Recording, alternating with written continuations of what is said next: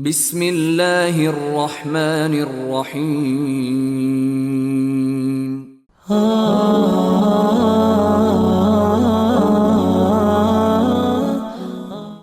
رسول اللہ صلی اللہ علیہ وآلہ وسلم نے فرمایا، جب میت کو یا تم میں سے کسی کو دفنا دیا جاتا ہے تو اس کے پاس کالے رنگ کی نیلی آنکھ والے دو فرشتے آتے ہیں۔ ان میں سے ایک کو منکر اور دوسرے کو نکیر کہا جاتا ہے، اور وہ دونوں پوچھتے ہیں تو اس شخص کے بارے میں کیا کہتا تھا؟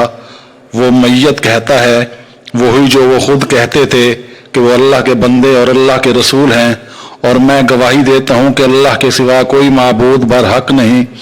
اور محمد صلی اللہ علیہ وآلہ وسلم اس کے بندے اور رسول ہیں۔ تو وہ دونوں کہتے ہیں ہمیں معلوم تھا کہ تو یہی کہے گا۔ پھر اس کی قبر طول و عرض میں 70 گز کشادہ کر دی جاتی ہے، پھر اس میں روشنی کر دی جاتی ہے، پھر اس سے کہا جاتا ہے سو جا۔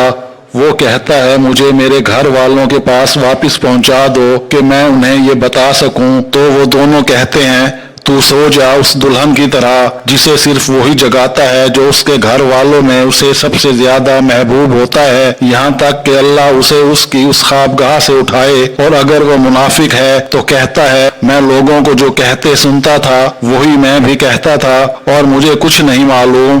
تو وہ دونوں اس سے کہتے ہیں ہمیں معلوم تھا کہ تو یہی کہے گا۔ پھر زمین سے کہا جاتا ہے تو اسے دبوچ لے، تو وہ اسے دبوچ لیتی ہے اور پھر اس کی پسلیاں ادھر کی ادھر ہو جاتی ہیں۔ وہ ہمیشہ اسی عذاب میں مبتلا رہتا ہے یہاں تک کہ اللہ اسے اس کی خوابگاہ سے اٹھائے۔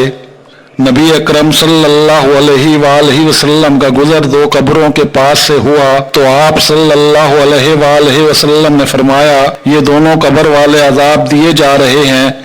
اور کسی بڑی چیز میں عذاب نہیں دیے جا رہے کہ جس سے بچنا مشکل ہوتا۔ رہا یہ تو یہ اپنے پیشاب سے بچتا نہیں تھا، اور رہا یہ تو یہ چغلی کیا کرتا تھا۔ رسول اللہ صلی اللہ علیہ وآلہ وسلم نے فرمایا میں نے تمہیں قبروں کی زیارت سے روکا تھا، اب محمد صلی اللہ علیہ وآلہ وسلم کو اپنی ماں کی قبر کی زیارت کی اجازت دے دی گئی ہے تو تم بھی ان کی زیارت کرو، یہ چیز آخرت کو یاد دلاتی ہے۔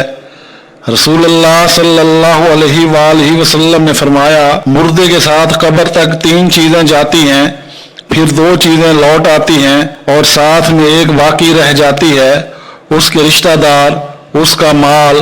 اور اس کے اعمال ساتھ میں جاتے ہیں، پھر رشتہ دار اور مال لوٹ آتے ہیں اور صرف اس کا عمل اس کے ساتھ باقی رہ جاتا ہے۔